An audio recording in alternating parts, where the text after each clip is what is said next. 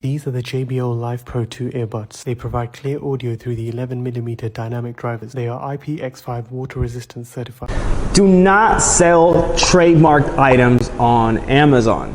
Now, I know you maybe might have gotten a product research tool and you're seeing how much money maybe products for Disney are making, but do not sell them.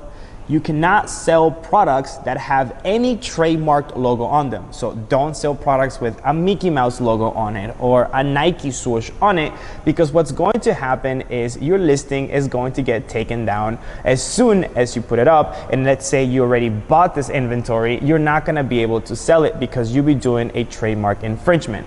Selling trademark items can also get your Amazon seller account shut down. So remember, learn how to do a proper trademark search. You can go to USPTO trademark search the name of a brand of a product that you might be thinking about selling and check if it's trademarked. Remember, do not sell trademark items on Amazon.